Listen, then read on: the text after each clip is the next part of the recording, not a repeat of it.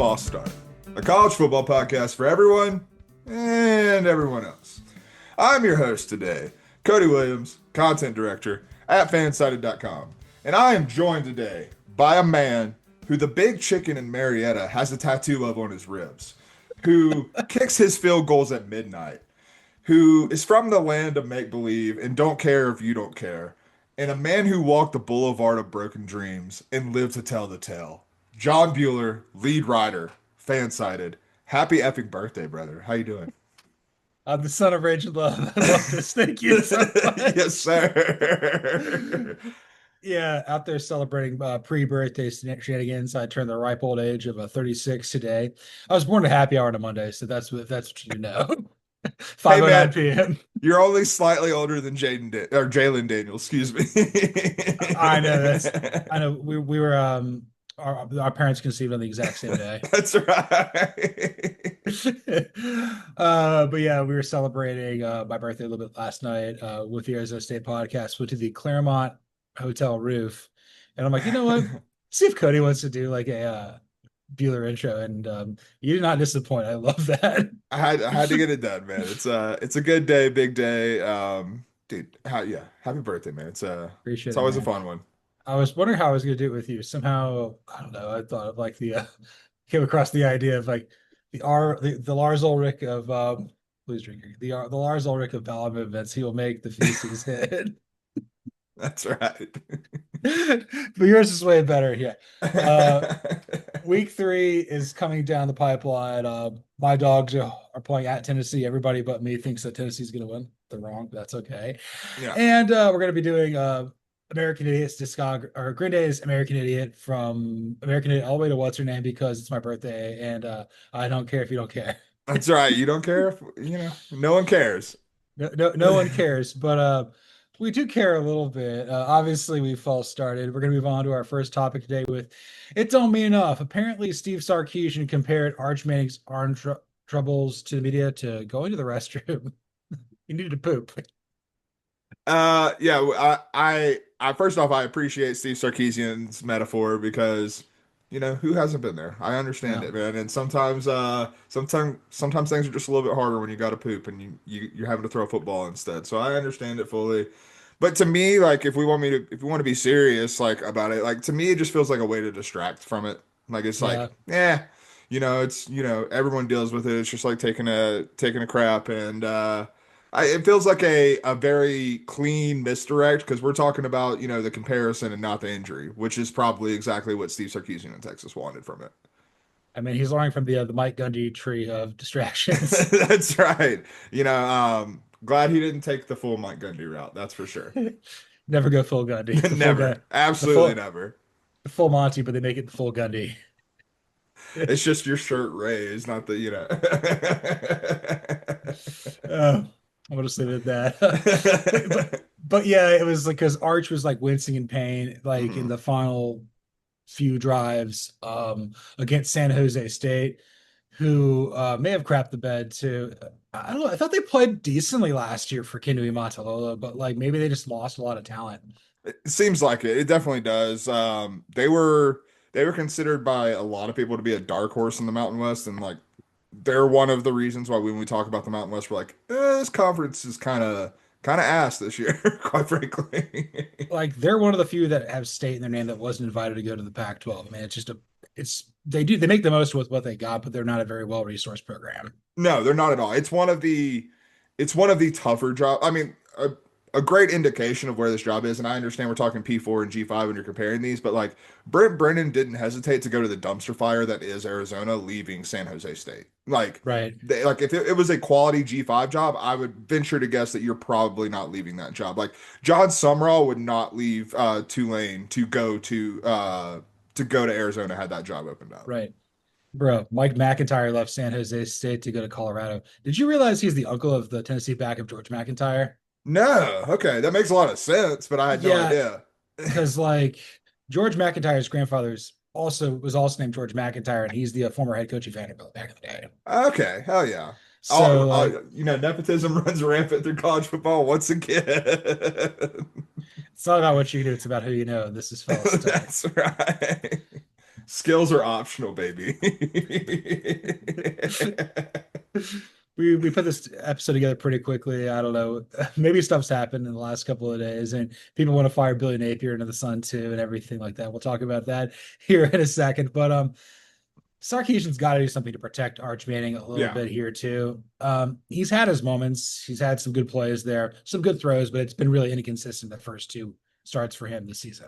Yeah, I mean, like there have been moments where you've seen it, but I feel like we're holding Arch Manning to a standard that Yeah.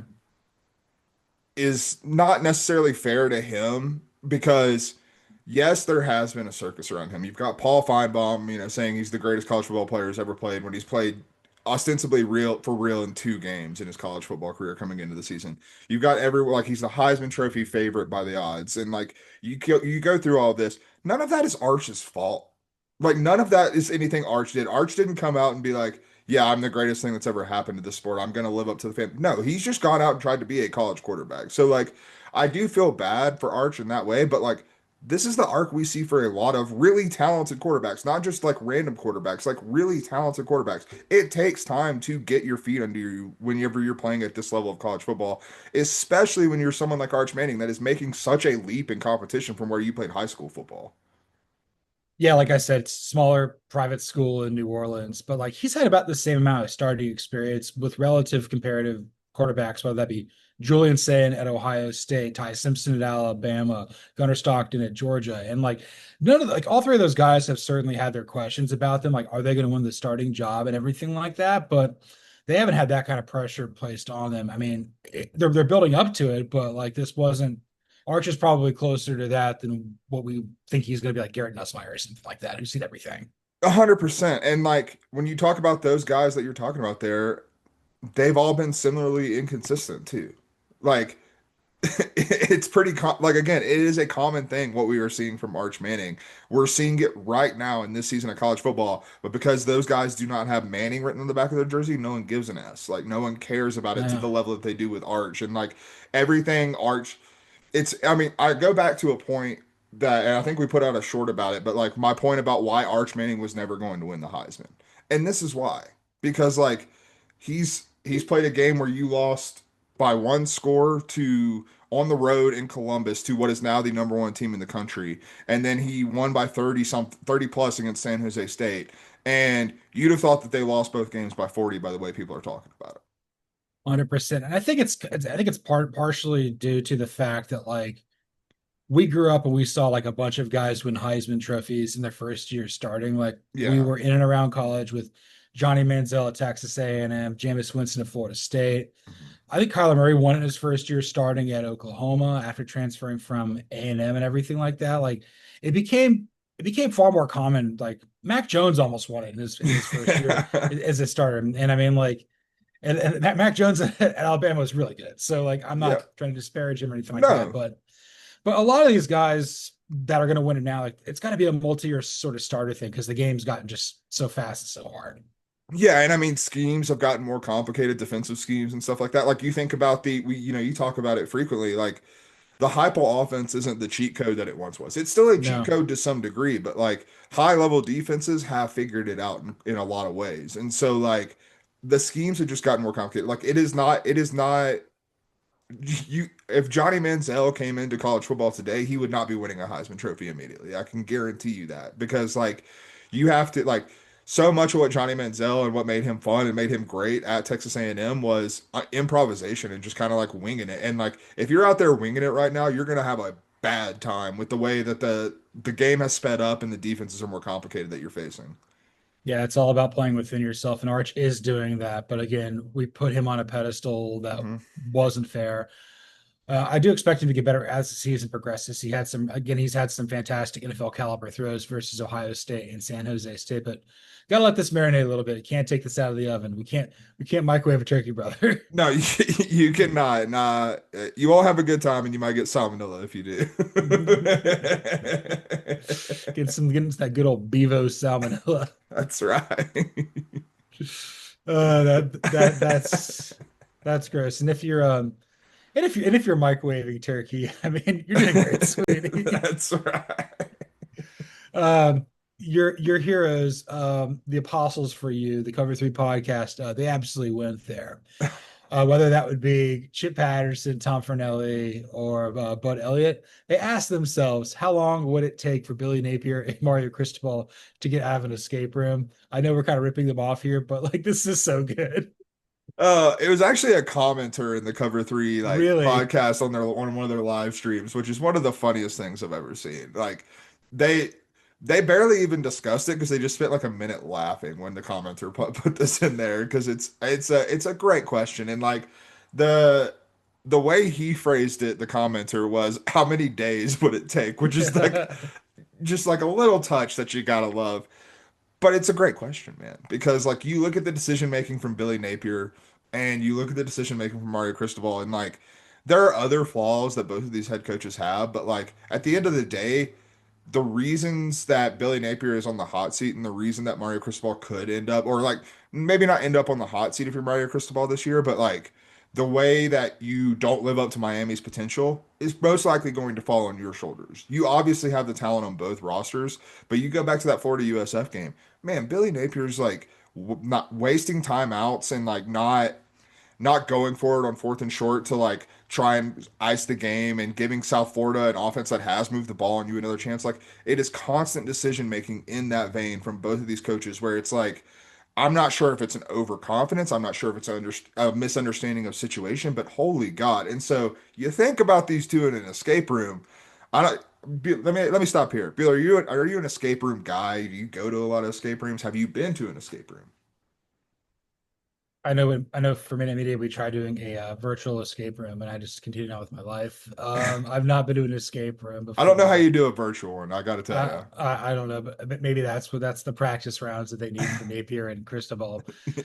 Not to say like I've never done one before, so, but this isn't necessarily something that would appeal to me. But like I do like logic stuff like that too. I just don't want to be locked in a room with a dumbass, and I know that No. that's guaranteed. So the NC State podcast and I big escape room people. Okay. And our friends who are watching the dogs that I was telling you about pre-show, we go and do escape rooms together.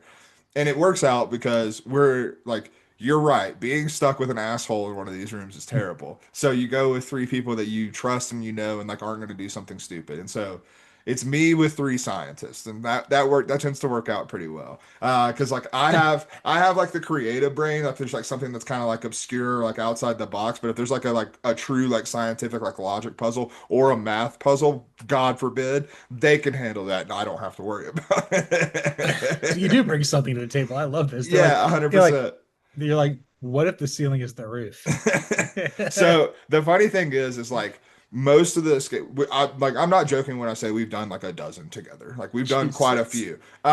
And one of the things is like a lot of the rooms that you go to, they'll have like one or two puzzles that are like really in my wheelhouse, whereas like there's probably a dozen puzzles in total that they're contributing a lot of, and like I'm helping when I can. We were in one and it was based on like it was sort of like Da Vinci Code coded. Like that's kind of how it was. And they were struggling like mightily with it. And I'm like, oh no, it's this and this and that. Because like it was all like kind of I'm not even smart enough to know which one's right brain and left brain. But like whichever one is like the more creative side, like they were all those types of puzzles that I was working with. And so Yeah, like that's I was cooking and everyone else was like, what? How'd you get there? yeah, that's right brain, but that controls your left side. So Okay. I mean, here's how you can tell what brain you are. Put your hands together. What finger comes out on top? That's usually Wait, what do you mean?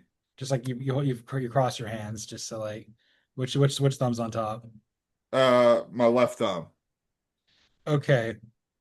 That doesn't really work. Never mind. It's like sometimes it goes back and forth. Like if you're really right brain, which means you're creative, the right hand's on top. Well, in fairness to me, I'm pretty sure I broke this thumb like 2 weeks ago. Not 2 weeks ago, like 2 months ago. So like it's not feeling the best. So maybe I used to do That's okay. that. You know, you're adapting. You're over there. They're trying to figure this out. It's the Fibonacci sequence, right? Yeah. I know the pieces fit. That's- So here's so thoughts about like I didn't necessarily think about how long they'd be in here. I just thought about like things that Billy Napier and Myron Cristobal would do in this escape room. So the first thing is Mario Cristobal would find a key, Yeah.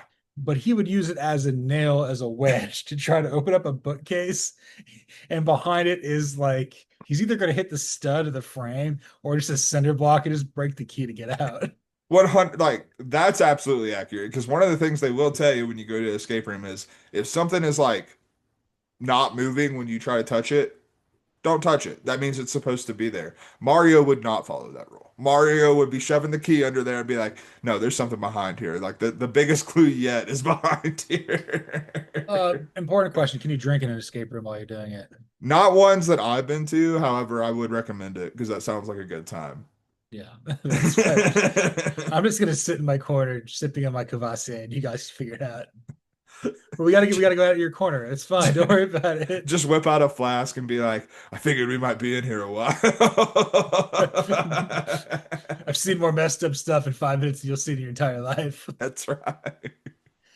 Oh my God. And then Billy Napier will do like the Chris Farley with his biscuit with his pretty new little pet. Yeah. He'll destroy the one thing that they actually need to get out, but they have to like piece it together. Yeah. He'll cut like a credit card that's supposed to get you out. He gets hit. It's like, I'm gonna steal my identity. I'm like, no, this is your key card to get out of here. Your parking pass. They have my social security number. I know it. Apparently I just love to give it away on a whim. Yeah, I mean, You remember back on you remember I was gonna say like Twitter, yeah. like in an escape room when you need a hint, everyone has to raise their hands. Like you go this, and let me tell you, Mario is not doing that because that is the equivalent of taking a knee. Like they're gonna need a hint, and he's not gonna do it. So I think they're in there for about 72 hours. Oh yeah, Like it's easy. like a like a church lock-in, like a youth group lock-in. Self-inflicted. Where my life is. Mario, how Catholic are you? Catholic enough. Catholic enough. Billy is definitely Southern Baptist. Oh, no doubt about it. There's And no Southern Baptists love a lock-in. There's no doubt about that. yeah. So what else do they do in this room? More importantly, how do they get out of the room? So What's your thoughts? How do they get out of the room? Scott Strickland comes in and takes them out because that's what he's going to have to do to Billy Napier as well. They don't save themselves. Scott Strickland saves the room from them. But one of the other things I definitely think that happens while they're in there is, there's knowing what I've seen from some Billy Napier Florida coach teams and some, Florida coach teams beforehand. There's going to be a lot of shoe throwing. There's going to be a lot of spitting. There's going to be a lot of things of this nature. So I don't know if you ever watched this show. It's called You're the Worst. I've seen bits and pieces. I have not watched it like the entire thing. They were doing like a Sunday fun day in this show. They're basically trying to find the new cool hip bar, and they're trying to figure it out. And Jimmy Shive Overly, who's just like the worst, Yeah. just a sniveling, know-it-all wannabe writer from England and living in LA. Yeah. Just a very weird dude. He loves these like logic puzzles, and everybody else there doesn't. So basically, they end up getting arrested, and they all get put in the holding cell. One of them has to pee, and they sit in the toilet, and it turns around, and they go to and this is all about getting arrested to like go to this bar. Like it starts like it ends up with a B&E. You go get arrested, and then you got to take a poo, and you turn around. It keeps happening, brother. That's Mario in this scenario, no doubt about it. Which one of them tries to cannibalize the other one first? They're both plotting it simultaneously. That's the key. Like they're both like overly nice to one another, but it's because they're both plotting their cannibalistic plot. This is like a buddy cop movie, except it's way worse. They're not buddies and they're not cops. Mike Norvell is playing like a jigsaw buff. You guys are trapped. Steve Spurrier's the voice above.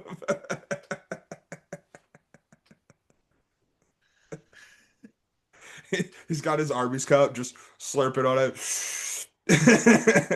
You boys are gonna want to get out of here. I didn't have some Arby's. Where's Uh, the beef? there's the Yeah, beef. Mario goes insane and he's just banging on the wall. Where's the beef? I mean, when that commercial came out in '84, so that would have put him like that would have put him about like freshman year of high school or like very, very late middle school. So that'll have a very profound impact on him. 100%. That's how you get the lime meat factory, baby. I know he's Cuban. He probably would have voted for Reagan, but at that point, he would have voted for Walter Mondale strictly because where's the beef? That's right. And Steve Spurrier comes from above and says, I don't know. It's a trap. That's right. Our Admiral Akbar, it's a trap games of the week. Eventually we condense this down to one, but this is fun for the time being. We've each got what, three Mhm. games on the docket that we think an upset could potentially happen. A very Joel Cloud of us. Where you Yes, that's at? right. It could happen. Who knows if it does? All right. We may have some overlap here, and you were spot on getting South Florida upset Florida last week, so that was pretty good. And Yes, sir. I had Vanderbilt upsetting Virginia Tech, so That's that was right, good. which I should have had, but you know, All that right, in my heart of hearts, that's not an upset because the live dog is never actually a dog. perfect. All right, what's your first one? So I've got Oregon State at Texas Tech. Um, Texas Tech plays Utah next week, so does qualify as a trap game, like a true one in my mind, because when you look at this Texas Tech team, they've ran through two bad teams, a Kent State and then some FCS team that I can't think of off the top of my head. Um, not really playing the highest level of competition. They're scoring 65, 70 a game. So, I mean, it Yes, looks good. sir. You're doing what you're supposed to be doing there. Oregon State, not a good football team. But at the same time, I like Trent Bray. The more we're starting to see Trent Bray's personality, the more I do like the guy quite a bit. Um, and this is the first like higher level competition that Texas, like this is the highest level of competition that they faced. You do get it in Lubbock, that's fine. But man, I wonder if it's going to be a culture shock playing like a real football team this week. And because you haven't yet, and you're also looking ahead to Utah, so you're probably keeping some bullets in the chamber. It's probably not a likely upset by any stretch of the imagination, but I do think it's a troublesome spot where like anyone who's getting high on Texas Tech because of the level of competition that we've that they played to this point, like this could be a game where you're like, oh, maybe they're not quite as good as we thought they were. So two thoughts here. So first off, Trip Ray, he's building a believer in Beeftown. We know that. We talked about That's that. right. Okay, so I'm looking at their schedule from what happened. They got they've lost both of their games thus far. So like they got their ass kicked by Cal Yeah. and not quite there against Fresno State. But again, like Fresno's a team that we think could potentially win the Mountain West, and Cal's got JKS. And we'll talk about that here in a little bit. Yeah, we will. So Trip Ray, he's kind of like he replaced the greatest college football coach of all time. Yeah, John, 100%. Yeah. I mean, it's, you can't argue with the math. Like he is what he is. and I mean, like Oregon State in a lot of instances that wasn't on my radar, but you know what? This fits. I'm good with this. Yeah. It would be wild enough to happen. I'm okay with this. Yeah. I mean, like, again, I like Texas Tech's probably winning this football game. I wonder if this is a game where we look back and we're like, how good, like, right now, Texas Tech Utah next week is one of the games I'm looking the most forward to. There's no doubt about it. But there's a chance where I'm looking at this come that time, depending on what happens with Oregon State, where I'm like, is this as good of a game as I thought it was, or do I just think Utah is like that much better than Texas Tech? So we're both taking Texas Tech in this game, but like Correct. we think Oregon State could make a game of this. All right, my first game. Um, Number 12 Clemson laying 3.5 at Georgia Tech. Yeah. This Clemson's is not number 4 for me. I left it off, but it's there. Clemson's not looked good. They almost lost to Troy. You've already lost to LSU, and I think more importantly, it's at Bobby Dodd. Yeah. And then you've got Haynes King, who is just all clutch. Like he took all the clutch that Cade Klubnik should have had as a human being at baseline, and he has this in spades. Yes. Give me the Jackets, man. I think the Jackets are going to win, and it's going to be a little bit tough time for Clemson. I mean, Clemson's going to lose some ACC games. This might be one of them. No, I'm 100% with you. I'm on the bees in this one. Clemson has not been impressive to this point. I respect what Brent Key did last week. He held Haynes King out ostensibly in Georgia Tech's game. Didn't really matter. And I'll tell you what, the backup he's a different player than Haynes King. He can Mhm. actually throw it a little bit, but man, that kid looks like he's actually pretty damn good. So What's Georgia his Tech's, name again? Do you I'm remember? no, I was actually It's about to look that up and then I started talking. uh, It is Aaron Philo. there we Philo. go.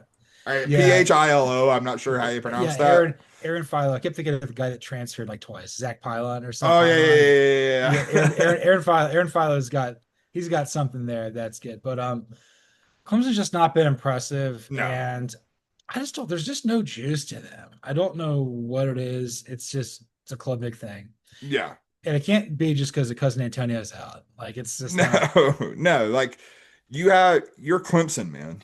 Like you still haven't been able to run the ball.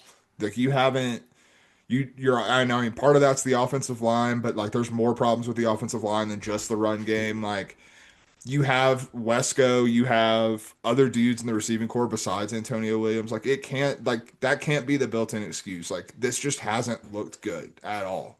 No. All right, what's your next game?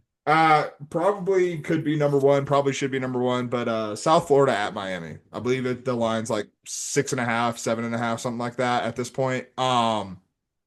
Man, this feels like a trap game for Miami in like the worst way. You got Florida next week, which is obviously a much bigger rivalry game than what we're talking about right here.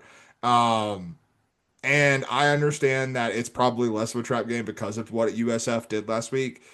But if there's one coach and one program that's going to overlook them still, it is Miami, led by Mario Cristobal. And like I've said it before and I'll keep saying it throughout the season. Miami is a week by week proposition for me. Like Yes. you can't look at the past 2 weeks and be like, oh, we're good. We don't even need to like worry about Miami. That's not the way Miami operates. That's just not. And this feels like a game where, we talk about the Miami defense and like how it's looked good through the first 2 weeks. This is a much different offense to defend than what they've defended to this point. This is a much different offense than most people have to defend. Like, yes, it is the Heupel offense, and so you like there is, it is out there. People, it's not uncommon, but at the same time, you don't often see it with a quarterback as talented as Byron Brown. Like, there are a Yeah. lot of factors here, and on top of that, we've seen how good South Florida's defense has been playing. We've seen South Florida. We saw them drag Florida into the mud, which is why they were able to get there and get the win.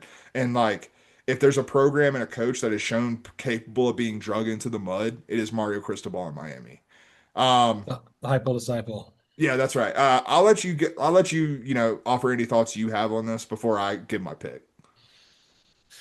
You are right though that like if South Florida would have lost to Florida, that would have made this even more of a trap game. I think that South Florida is really good. I think with Alex Galesh, one thing with the that's a different thing that I've noticed with him versus Heupel is it's a little bit more physical of Yeah. an air raid. Like it's the good kind of Lincoln Riley like rushing attack that you see when it works. Whereas like Tennessee has it too, but Tennessee is a little bit more like space and beat you over the top and everything like Yeah. that. It's more Plus, I think finesse. It is definitely more it's finesse. a little more finesse. I think also you ask more of your quarterback within Tennessee than it does with South Florida. You're right though with Corey Heatherman's defense. Again, he seems like he's well on his way towards being a head coach here Yeah. soon. This is going to be the second game in 3 weeks where Carson Beck just tells Mario, you know what, I'm just going to win this anyway, and I'm going to get to New York. And I think that Beck's going to play really well. He Mhm. may turn the ball over, but like I trust him to kind of be a little more of a gunslinger here. Yeah. I'm right there with you. Like South Florida could do it, but I'm going to go with Miami. I'm leaning Miami just be like I'd be much more inclined if Miami was in the situation Florida was in last week where you're overlooking USF. I think they're gonna have enough to be able to get by here just because like they can't not take this game seriously. And like let me assure you if USF wins this game, I'm going to come on Saturday night and I'm going to be the biggest dickhead in the entire world to Mario Cristobal. When you try to take the high rate, but you don't know where it is. You ain't no Bro, crystal ball. brother, I'm U-turning like an MFer to get away from the high road on Saturday night if they lose this game. I'd rather have Steven Jenkins coach the Hurricanes if he loses this That's game. right. Piedmont Park, Steven Jenkins. That's a different vibe. Yes, sir. So my second one, I'm going to go with one of the most exciting games on the schedule that no one's talking about. It's an SEC play. I've got Vanderbilt at South Carolina. South Okay. Carolina's laying 5.5. South Carolina has not really looked the part for the first 2 weeks. I saw them kind of play with their food versus Virginia Tech, and Yeah. Vanderbilt also beat Virginia Tech, and they turned it on probably a little bit more viciously in Yeah. the end than South Carolina did. For as much as I love Lenore Sellers, I also love Diego Pavia. It's like my two sons out there. It's gonna just be. I'm so excited for this You're game. like I'm blanking on her name, but the Kelsey mom who had to go to the Super Yeah, Bowls with Travis and Jason playing one of their. yeah. I got a Pavia jersey and I got the Sellers jersey. So Yeah. so if you combine it, it's Selvia. So I will still take South Carolina just because I think it's at home. But if this was in Nashville, that'd be very, very dangerous for the Gamecocks. so that this is my number one. And I'm right there with you. I'm worried about our South Carolina love. Like these are our two sons. These are the two patron saints of the False Start podcast. Like there's no doubt about it. And we're high on both of these teams too, which I think is important to note. Like I don't think this would be a bad loss for either of them. Like I think if Vanderbilt wins this game, you have a legitimate argument to put them in the top 25. You know what I mean? Like I don't think Vanderbilt is we've got to stop thinking about Vanderbilt as Vanderbilt because they are better than that now. I'm not saying Yeah, they're a college football playoff contender or anything like that, but they are a much better team than they have been. Clark Lee has this thing in a perfect spot for what they want to do. Like it's not just Diego Pavia. You have a good running game. You have a solid offensive line. You have the maybe the best tight end in the country in Eli Stowers, and you have a defense that is very complementary to the brand of football you're playing on offense. So I'm worried about this for South Carolina. We were, propping up the Virginia Tech win. That looks a lot worse now. And as we've talked about, Virginia or South Carolina did not look that great again in that Virginia Tech game. South Carolina State game, brother, you were playing into the dead of night. I'm not going to read too much into it. You weren't trying to show anything. I'm still going to go South Carolina as well, but I think that there's a good chance that Vanderbilt maybe even covers this, even with a small spread. But like, it wouldn't shock me if this was a 2 3 point game when we're coming down to the wire. 100%. And my last one is definitely not on here, and I'm probably drinking the red Kool-Aid here a little bit, but I think this is fun. I think that Wisconsin's getting is Alabama's laying Hell way too many yeah. points to Wisconsin. Hell yeah. It was 20 and a half initially, now it's 21 and a half. I think it comes back to this point. Like everybody is just banking on this whole like Ty Simpson thing. Ty Simpson might not be good. Yeah. And again, I've been writing a lot about the Badgers of late, and I like what Danny O'Neill's about. He's the Baker Mayfield you have at home, and but like Wisconsin in the second half plays like a different team. They've got leaders on their team. They're figuring it out with the Jeff Grimes offense a little bit. More importantly, they have a pass rush. In Mhm. 2 games, they have I think 8 sacks. Last year they had 17. Like they're Yeah. on the pace to hit like considerably more. That's more Wisconsin football from what we grew up knowing with Paul Chryst and Brett Correct. Bielema. And again, like it's just two dunces coaching with Luke Fickle and Kalen DeBoer. And honestly, I like Jeff Grimes. I mean, Jeff Grimes and Ryan Grubb kind of similar. There's not I Yeah. have a lot of respect for both of them. I just think that like there's and again, I think I'm going to take Alabama to win, but like it unless Alabama just comes out and blows them out immediately, Mhm. Wisconsin will come back and make a game of this.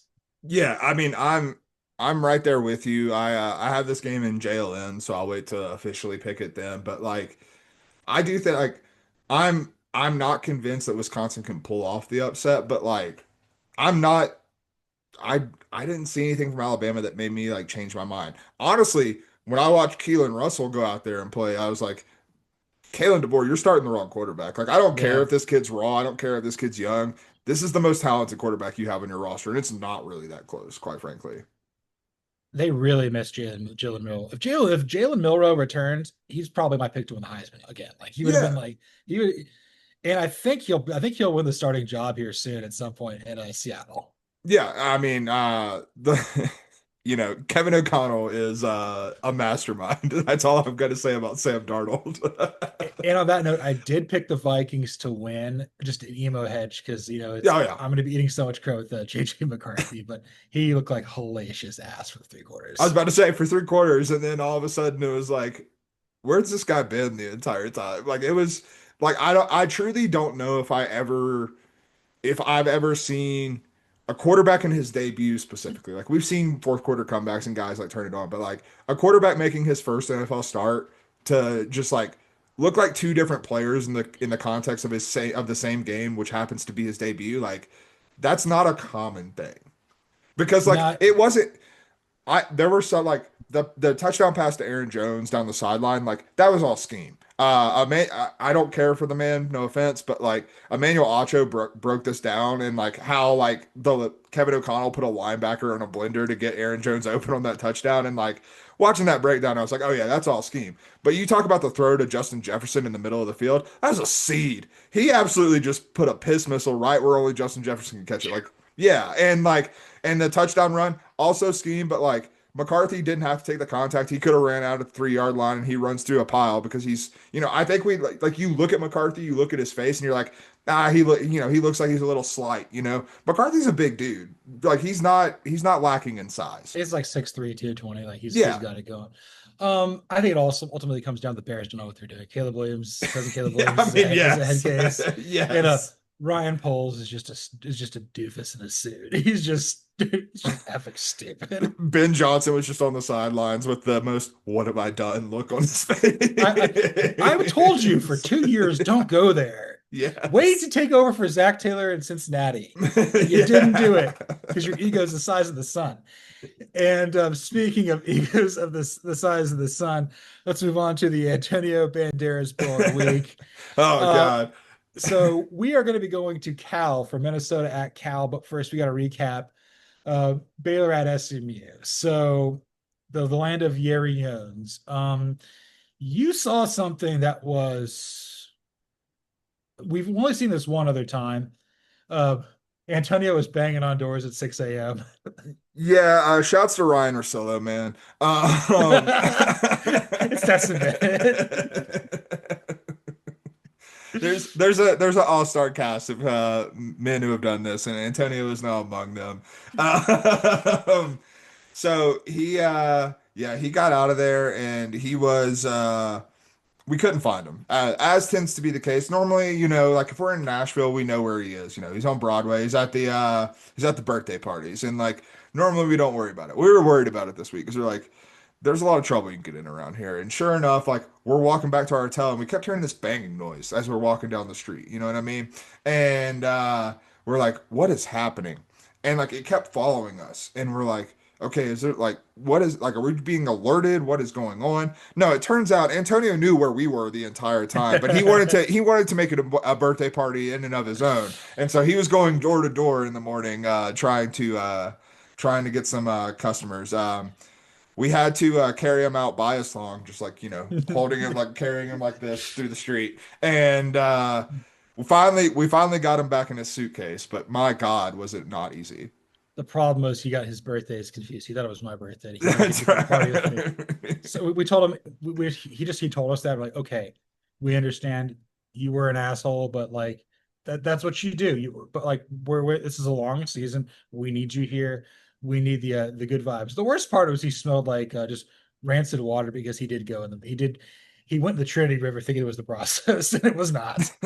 It was not, and like the pH level is just not really what you want. I'm honestly worried about the material starting to deteriorate a little bit at this point. Like we hosed them down as best we could, but you never know these days. He also really likes Madonna, and he says, I'm a material girl living in a material world."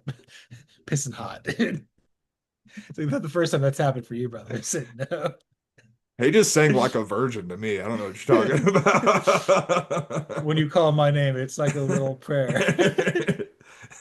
Down on his knees, baby. Down on his knees. and he'll take you there. He's taking us to Berkeley, California. We need to see Justin Wilcox before he leaves. Mm-hmm. We feel we got to pay him some respect. And Antonio is trying to mend fences with PJ Fleck. It is working. I think the dentist thing last year, they were both just really embarrassed about that whole thing. Yeah, and they're trying to mend fences. And we want to praise both of these coaches as well. And we also want to see JKS. That's we a big do. deal. Yeah, no. Antonio is a big fan of JKS. He has told us many times. he says his name worse than I do at this point. So that's J.K. Bulldog to him. He wrote the dog version of Harry Potter, J.K. Bulldog. And but he's very excited to see JKS because he respects Justin Wilcox as a talent evaluator more than anything, and secondary maybe only to Justin Wilcox being the king of Tightwad Hill, which he also enjoys. Yes, that's a big deal for him. JKS, JK Bulldog, Harry Potter, the Sorcerer's Bone, Yes, sir. Potter, the Chamber of Treats, The Chamber of Trees. The Prisoner of the Crate. the Goblet of Water. That's We're gonna do them all. Order of the Felines. It's the big villain in there. The Half-Blood Piss. The And Deathly Ham Bone. and Albus Dumblewolf.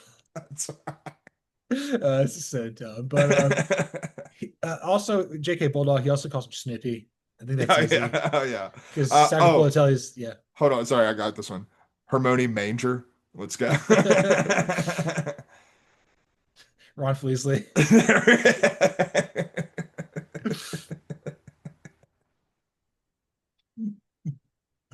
uh, uh, Oh God. we drove this in the ditch today, but that's okay. It's a dude, we're with Antonio. Everything it starts off in the ditch. The other thing is he keeps going back to the West Coast. He was telling me about his travels. Like we always lose him in Oregon and Washington State, and Yeah. then you find him in New Mexico the next time. He Yeah. was saying, where he was hanging out with the Sasquatch and Will Squatch Stein. Yeah. Yeah. He wants to go there because he thinks Tightwad Hill, again, like the hill that goes up from Cal from Memorial Stadium, where you can watch the game for free. There's something sacred up there, and he thinks it's the Jack Links guy. Yeah, he doesn't actually like care about Sasquatch. He's hungry. He wants some beef jerky. He knows he needs the protein. he needs the protein, and JKS, big deal for him. Snoopy. The other thing that I'm kind of a little concerned about is he's gonna hang out with Marshawn, dude, and he's gonna commandeer a golf cart. Yeah, I mean, in the grand scheme of things, I could be a lot more worried than that because I trust Marshawn with my life, and I definitely trust him with Antonio's life. The other problem is he may or may not do some ayahuasca on top of Tightwad Hill with Aaron Rodgers. That's where I'm really worried. The last time he saw Aaron Rodgers in Cal, Aaron Rodgers asked him to look into 9/11, which fits because of what day it is, obviously. And he said, he better look into that. Well, Antonio's tried. Antonio couldn't find anything. So, Aaron Rodgers is probably going to have to explain that to him. Yeah, I know it's going to be. He's going to do so much ayahuasca. He's going to think that Aaron Rodgers is Billy Joe Armstrong. It's going to be a real Joe Rogan experience, 100% here. So we do got to pick this game. It's Minnesota. The line is 2.5. Where are you leaning for this one? I'm probably going to go Minnesota. And my big reason is, kind of going back to the Arch Manning conversation at the top of the show. JKS is still young. We're going to see some inconsistency from JKS. The talent is clear. The talent is obvious, and it's damn impressive. But, I think PJ Fleck might be able to put him in a blender a little bit. And, I don't think Cal has the horses to be able to, overcome that. I'm going to go Minnesota as well. I think Minnesota is like an 8-4 team. Cal is about a 6-16. Yeah, 100%. I think it'll be a really good game. One of the more underrated games on the slate this week. Yeah, it's going to be fun. JKS is going to become our new Diego Pablo because we got to replace him at some point. We do. I mean, maybe he gets another waiver and comes back for another year. But for now, it's looking like we got to replace him. And Antonio looked at me and he said this one phrase: "Give me Novocaine with some American Idiot for Bueller's birthday, bro." Yes, sir. We're going to do American Idiot, all 13 songs. Okay, we're not going to do each 5-part for Jesus of Suburbia or Homecoming, but this is a very, very important album for me. This came out my freshman year of high school. This was a big deal for me. Green is my all-time favorite band. I love it. We live in a very hot political climate, and we did back then too, and we always will. That's right. Yeah, this album, quite a political statement in many ways, but also just good music, man. It's just a good, like, I think that people sometimes look at this album and, because of the popularity of songs like Boulevard of Broken Dreams, because of like popularity of songs like Wake Me Up When September Ends, like this, some people almost look at this album as like, and not you and I don't think smart music people do, but like, the casual like people like, oh, when Green Day was popular or something to that effect. And like, that's not what this was, man. This album is like very politically charged. This album is very, there's a lot of angst and anger that made Green Day what Green Day is, and like they just happen to have two songs that just were kind of timeless on it. I mean, they're like, we're gonna do a rock opera like The Who, and then obviously MCR did the Black Parade, but like people weren't doing this a lot in Yeah. the 2000s, and this was also a decade away from Dookie. So like they were in the early 30s. They basically made a whole album called Cigarettes and Valentines, lost the tapes, and then like, well, we're gonna take this as a sign and make a new album. The universe has spoken. The universe has spoken. Okay, let's start with the title track, American Idiot. What game is that for you? To me, that's Ohio State. And the reason for that, not only because we're in Ohio, all Ohio affair, which applies to American Idiot in my current opinion, but I don't know if you happen to see what Ohio Bobcats head coach Brian Smith had to say about Ohio State, but he called Caleb Downs and Jeremiah Smith two of the best receivers in the country. There's a little bit of a problem with that. Caleb Downs does not play wide receiver. And so, not really feeling good about Ohio in this matchup. I'm going to take Ohio State. I would take the Buckeyes too. For my American, I've got Duke at Tulane. Hell yeah. Welcome to a new kind of tension with Darian Mensah coming back to New Orleans. Yes, sir. This is going to be a great game. And I think after Duke getting their ass kicked at home by Illinois, I'm going to go with the Blue Devils to upset or to beat the Greenies in New Orleans. All right. I do not have this one, so I'm going to go Tulane, man. I think that Tulane just gets it done. Like, what I've seen from the Green Wave to this point, I think Darian Mensah might actually have a really hard time with, ironically enough. But like they just sit on opponents defensively, and it's damn impressive. I'm gonna sit on you. That's right. I'm a sit on you. All right, who is the Jesus of Suburbia? This might actually be the best song of the whole album. I'm gonna swear there. All Yeah. 5 parts. Yeah, Tales from Another Broken Home. That's Clemson, Georgia Tech, baby. The home is not happy in Clemson. If I had to pick one program that was like the epitome of suburbia, it would be the Clemson Tigers. There's no Yes. question about it. Like Dabo Sweeney is the, college football head coach version of a suburbia dad. And yeah, we've already talked about this, but I'm going Georgia Tech in this one. I think they get it done. With all the Brents and Chads our way. Yeah, I love that. That's right. I think I have that coming up here again. Maybe no, I don't. But I did pick Georgia Tech to win that game, Yeah. and I'm doing a repeat here. I've got Vanderbilt at South Carolina here. Hell yeah. If Diego Pavi is the son of Rage and Love, then Nora Sellers is the Jesus of Suburbia, and I'm going to take South Carolina. That's right. Holiday. I've got Texas State at Arizona State because just feels like a holiday. Two party schools going together, man. And I'm going Arizona State. I think they bounce back in this one. I don't. I one of the things that stuck out to me, and I won't derail us too much here, but like one of the things that stuck out to me is, you look at Billy Napier after the Florida loss, you look at Kalen DeBoer after the Florida State loss for Alabama, and I wasn't a fan of how either of those coaches handled it. Like they both, like Kalen DeBoer, it felt like a lot of, I don't want to say excuse making, but something akin to it. Like it felt close to it, or like he couldn't like figure out what was wrong. And Billy Napier just seemed, in the same vein, just kind of confused, like maybe a little shell shocked at what had just happened. Not the case with Kenny Dillingham. You could almost construe it as throw your team under the bus if you didn't trust Kenny Dillingham as a good head coach. But he was like, the practice was ass. Like we didn't practice well, we didn't play well. We practiced like this was nothing. We practiced like we were owed something. And like that's what I want from my head coach, and that's how you get a team to respond. And so I think Arizona State responds in a pretty big way.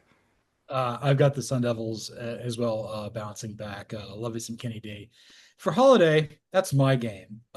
Georgia Mm. at Tennessee. Kirby Smart begs to dream and differ of all these hollow lies that Tennessee is going to actually end the streak. And can you see, let's be real. I can see Josh Heupel breaking it down in his Letterman's jacket in front of the busted down convertible like Billy Joe did. That's right.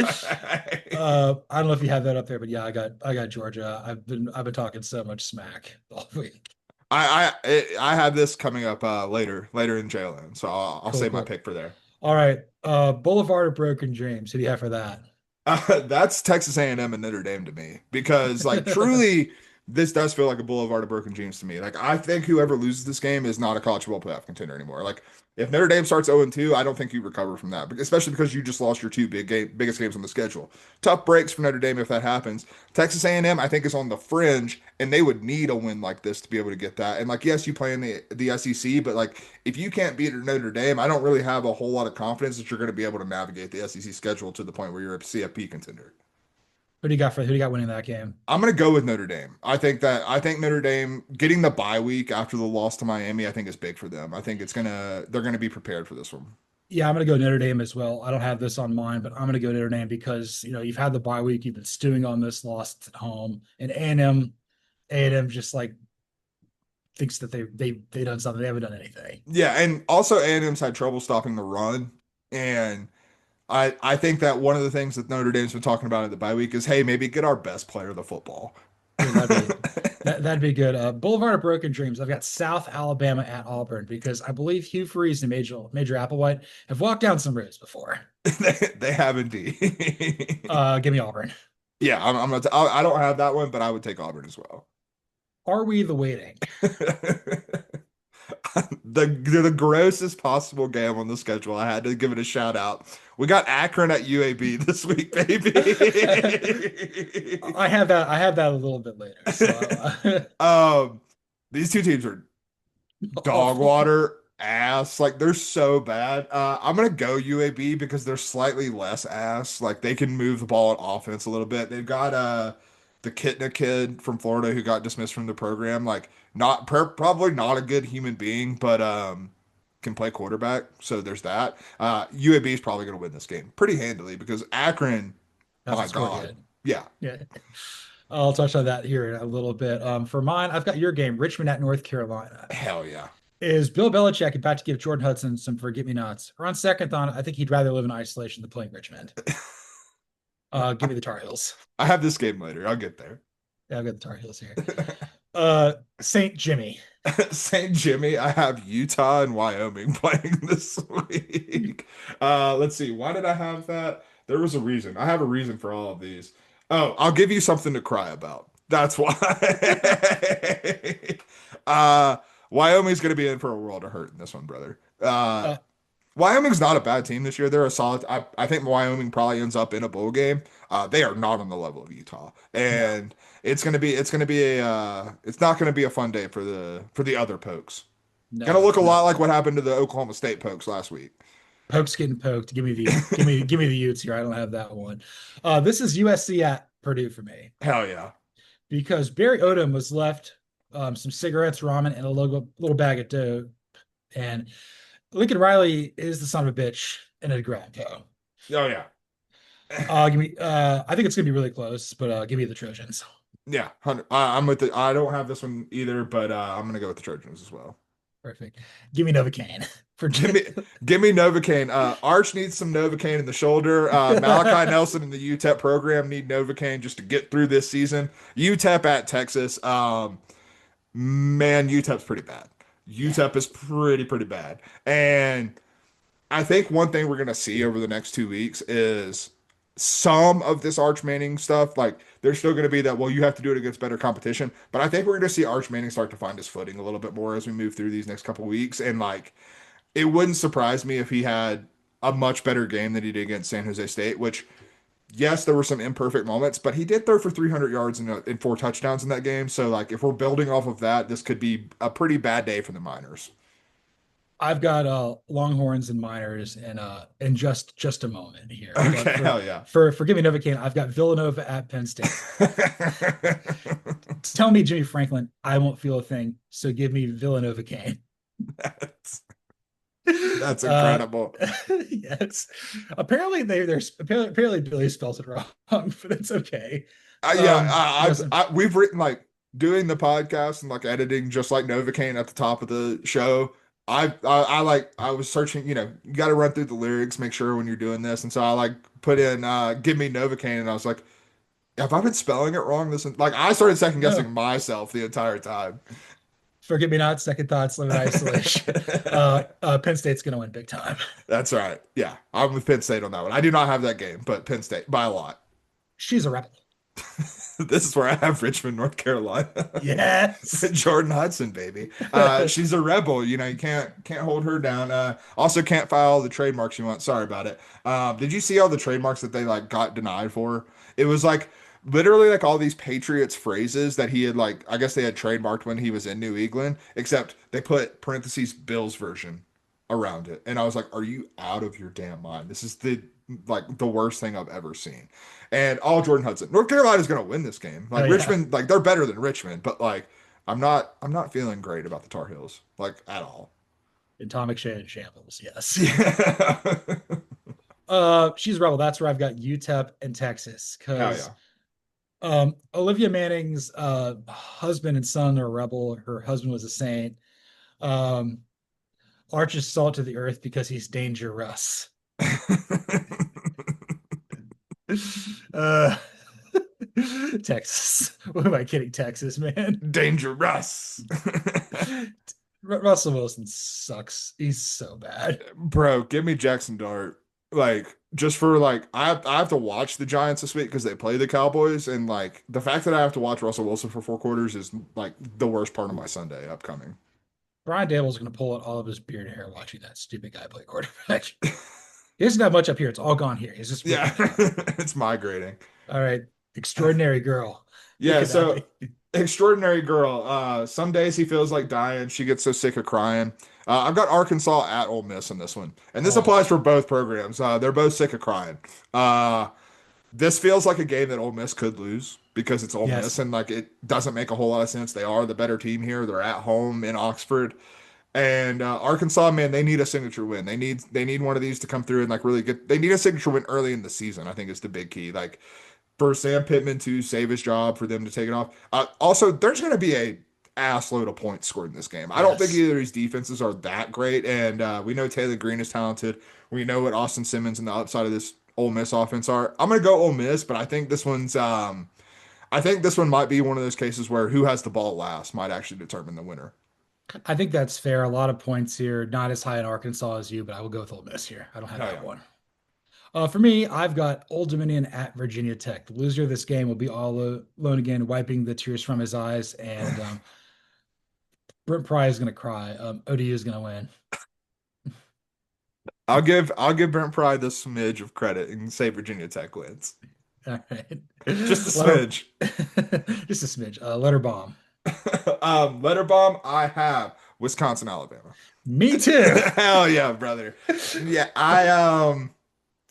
man, I look at this game and I just like I'm so disappointed in both. I actually wanted to bring back a point that you were talking about earlier, and you know, it's a trap.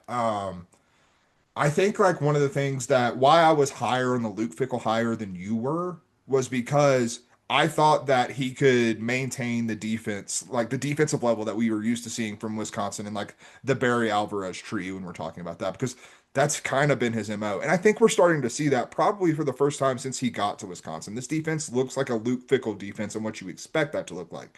The problem is on the offensive side of the ball where I don't know if they're going to like I think this game might end up being like 17-11 or something gross like that. But I am going to go Alabama with a slight edge. The dummy failed the crash test collecting unemployment checks. I'm talking about these two head coaches. It's going to be a loser leaves town matchup. Unfortunately, I don't think Luke Fickle's prepared to play at an SEC. He legitimately, I kid you not, said that preparing by playing at Kinnick Stadium is going to prepare him for playing for this. Kinnick is known for the wave. Like Yeah. there is at least a dozen SEC stadiums that are more hostile than Kinnick. Yeah. Hell, Like like Vandy's more hostile than Kennett. Kentucky at night is far more difficult to play Well, than at yeah, Kinnick. you don't go into Kroger Field and just expect to walk out. No, you don't. No, you don't. Yeah, we got Alabama winning that game. Wake me up when September ends. Uh, that's Indiana State, Indiana for me because wake me up when this Indiana schedule ends and we see them play like a real football team because I can't do this. Like Indiana's gonna win this one by a lot. Like that's all you need to know. But like, wake me up when this ends because like I am still high on Indiana. I think they can do a lot, but like I'm not learning anything right now. You're not telling me anything about the Hoosiers. No, I'll take Indiana there too, and don't have that one, but I've got Middle Tennessee at Nevada because the Blue Raiders and Wolfpack need conference play to start badly. Yes, very badly. Give me the Wolfpack. Hell Yeah. yeah. I'm gonna go Nevada. I can't rightfully take Middle Tennessee in any capacity. All right. Homecoming. That's Florida LSU, baby. Yeah. Um, I said last week, and I still somewhat believe this, but like it would be very fitting of both of these programs for Florida to win this football game. Yes. Florida coming off a back-breaking loss that like everything seems like it's going wrong. LSU riding high after what happened against Clemson in week one. Everything seems to be, and it's in Death Valley. This feels like a game where Florida can win. I, as someone who had LSU in the national championship game, though, I think we are seeing a different iteration of the Tigers. So I think LSU gets it done and holds off Florida. And frankly, I think this could be actually a blowout. That's going to be my bold take for it. I think LSU might blow Florida out. I'm gonna see. I'm trying to think who it would be. Brian Kelly is just gonna he's gonna be screaming from the mountaintop like, ah! Yeah. I don't have this. Yeah, LSU is gonna win, and Billy Napier is gonna be really sad. Did you see Brian Kelly's press conference this week where he was like, "Yeah, I stopped myself from banging the table because that gets turned into a meme when I do that." He's gonna punch through a table now. He's self-aware. That's a scary thing that we've got going on. Maybe he wins a national championship this year. I'm not ruling that out. No, not at all. I've got Boston College at Stanford. Frank Reich fell asleep while watching Spike TV, and after 10 cups of coffee, Andrew Luck is still not here. Also, I believe this is the red bandana game for Boston I College. think you're right. Yeah, what's it? It's Wells Crowther, I think was the lacrosse player's name who passed away. I think that's right. Yeah. Um, It's Crowd. Well, I can't remember if it's Wells or not, but it's definitely Crowther. That's the right part for I sure. think it's like Wells Crowther, but like, yeah, it's gonna get ugly. Dylan Larkin's gonna go throw for 5 touchdowns. Stanford's gonna get like beat like 45-3. Oh yeah, It's gonna be, it's not. It's not. Yeah, Stanford's got to be the worst team in the Power Four. they're not good. It's not good at all. And then finally, what's her name? So what's her name? Remember whatever it seems like forever ago that Tennessee actually beat Georgia. Yeah, Because I have Georgia Tennessee for this game, and it's not happening, dude. Like I think Tennessee is still fraudulent. Like I just don't like what we've seen from Syracuse tells me that win actually doesn't like much like with South Carolina. I'm worried about South Carolina.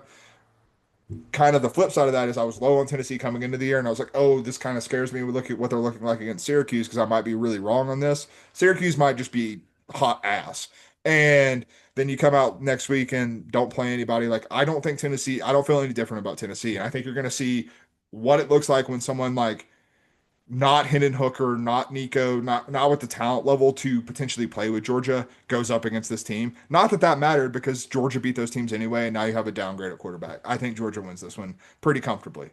thank you. I appreciate that. You weren't just pandering to me. I love that. No, 100%. Like I don't believe in Tennessee. I No, don't believe in this team. no. So you're going to be down your two best cornerbacks with Jermon McCoy and Ricky Gibson the third. Zachariah Branch is going to just take one to the house. Maybe Lynn Humphreys does too. Gunnar Stockton's If he holds onto the football, if he holds yeah, onto the yeah. football. And then also the other fact, Heupel's offense, the air raid. Again, we didn't play football, but we know enough. You have about 4 routes you can run out of an air raid. Just basically, it's all about speed and space, as Mhm. opposed to the 10 that you can run within the context of a pro style offense. Right.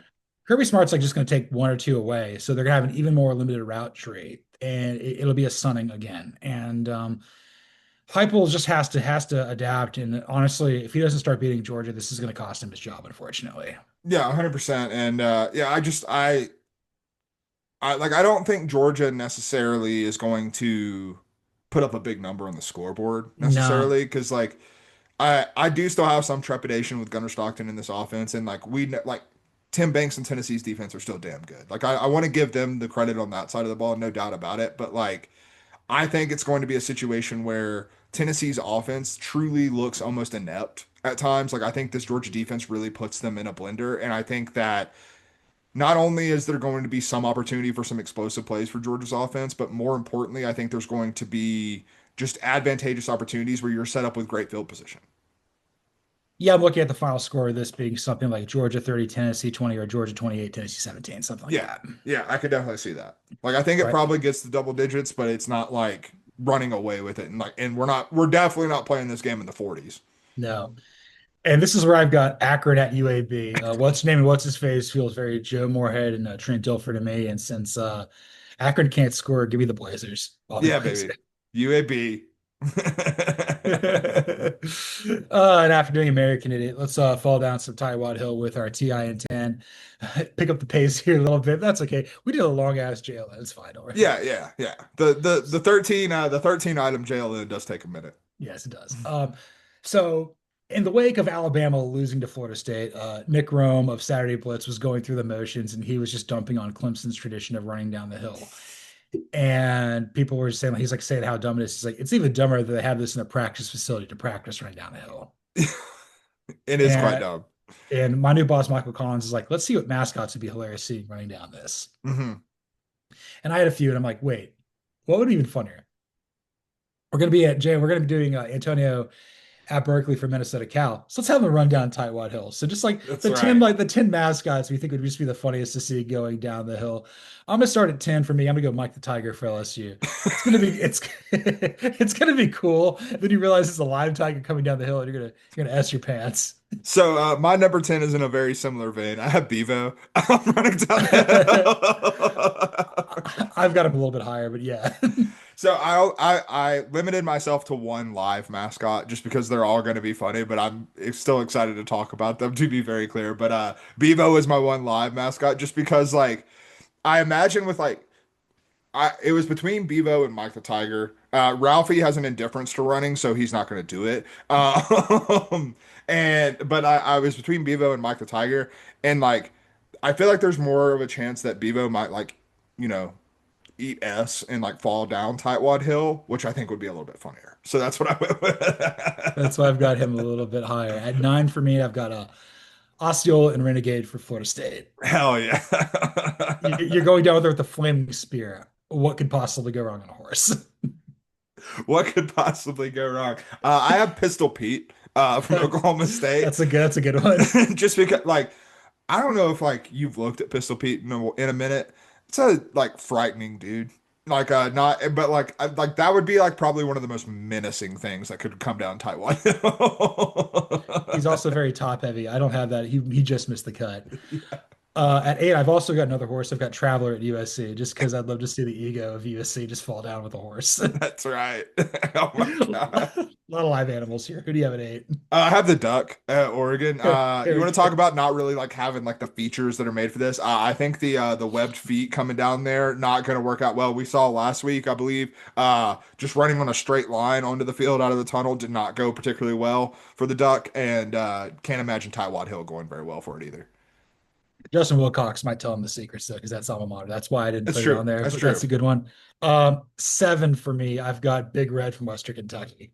Hell yeah, I've got Just Big Red on the list. It's a little bit higher. I think he would actually handle it pretty cool. I think it'd just be cool. Like he'd roll and do like a flip. It looked like Willy Wonka. Gene Yeah, Wilder, that's what I was just about to say. Yes. Gene Wilder, Willy Wonka coming out. Yes. Brad Keselowski's just clapping his hands like this is unbelievable. God, I love this sport. All right. 7 for you. Yeah, so you're gonna notice a theme here of I didn't like all I could think about was top heavy things, and so I had Purdue Pete here because speaking of top heavy, dude's got a big old head, and I think it could result in some tumbles, and not the big red kind. Uh, Purdue P with his hammer at the top of the hills was frightening image of all time. Didn't make my list, but that's a It's great like one. Michael Myers. Um, 6 for me is Bevo. When we've already talked Hell about yeah. that. All right, Yeah. 6 for you. A little more top heavy, but almost like identical to Purdue Pete, the Demon Deacon from Wake Yes. Forest. I got him a little bit higher. Speaking of menacing things that you can see at the top of Tightwad Hill, that's not what you want to see. Like the a Puritan up there waiting to come down to woke cow. That is ominous. Five for me is Ralphie Hell yeah. for also terrifying reasons, but also just like Buffalo. You can just push Ralphie. We'll see what she does. 100%. All right, five for you. Five, don't spend too much, but that's where I have Big Red. Big Red would be hilarious. It would be just incredible. 100%. Four is where I have the Demon Deacon. He's going to be on his motorcycle. He'll flip that thing. Also, I didn't even think about the Puritan Baptist thing coming down to the woke cow. Woke cow's never ready, man. What Marshawn would say about that. Obviously, it's all the expletives here. He's like, man, oh my God. He's ghost riding that whip. That's right. All right. Four for you. Speaking of things woke Cal is not ready for, the Mountaineer from West Virginia, baby. They've never seen something like that in Berkeley, I guarantee you. I should have in hindsight put that on there. He'd do that so well. Three for me. We're talking top heavy. Out of the Orange of Syracuse. Oh, dude, I've missed Otto the Orange. I should have had him. It's just orange juice all over cow. That's right. The vegans are loving this. That's right. You can't not be feeling this orange juice. There's acid in the orange juice. Who do you have for three? At three, I've got Lil Red from Nebraska. I imagine it being the Berkeley version of the Stay Puft Marshmallow Man from Ghostbusters just coming down the hill. Hey, Bubba. That's right. I may have overlooked that a little bit. Number two for me, it's Buzz. Dude, I have Buzz at two, too. I grew up in Atlanta. Your wife went to Georgia Tech for her for school. Buzz is he just walks like this. There's not much movement along with what he does. That could be a disaster. Absolute disaster. I also like to imagine him getting chased by the rambling wreck as he runs down Tightwad Hill. Not the beast. All right. And number one with a bullet for me, without question, the Stanford tree. Oh, dude. So let me tell you, I left the Stanford tree off of here because of the Cal Stanford rivalry. Yeah. And I was like, you know what? I'm not going to do that. But it would have been in the top five easily had it been on here. They can't see it's a person. They're not going to be protected. Someone's going to get maimed. That's right. It's the one tree in Berkeley that's not protected. 100%. Who's your number one? The Sooner Schooner, brother. Okay. Get that SOB running down Tightwad Hill. Let's see how many times we can flip it. Because they flip the thing once a season in Norman, Oklahoma. There's not a hill within like 20 miles of Norman, Oklahoma. You know, Owen Field might as well be called Overfield because they can flip it over. We're fording the river. That's right. It's the Oregon Trail down Tightwad Hill, baby. Brent Venables has died of dysentery. And on that note, this was episode 208 of False Start. You can follow me, John Buhler, on Twitter, the X, at Buhler118. You can follow Cody Williams at TheSizzle20. You can follow the show at CFB False Start. Like, rate, listen, subscribe, review on Apple, Spotify, YouTube, anywhere there's podcasts. Give us a 5-star review, even though I think Trey Cool can only count to 4. Don't leave us a 4-star review. We will be pissed. We will be pissed. We'll be more pissed than Billy when he lost the stuff for cigarettes and Valentine's. That's right. So we are going to be doing JLN next week. We're going to be going to Wyoming, Colorado. We're going to do some Waylon Jennings. Yes, sir. Yes, sir. This is why you don't let me pick JLN, because I do stuff like this. And we'll be coming to you guys semi-live on Saturday night after Texas Notre Dame. It was Texas A&M Notre Dame. Yeah. Texas is going to be too busy making Malachi Nelson question everything about his life.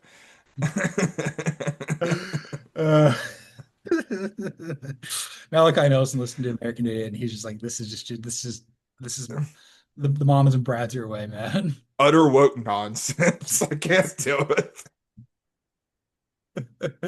I believe in capitalism, baby. I believe in capitalism. No, well, but the thing with you, Malachi, nobody likes you. Everyone left you. They're all out without you having fun because this is False Start.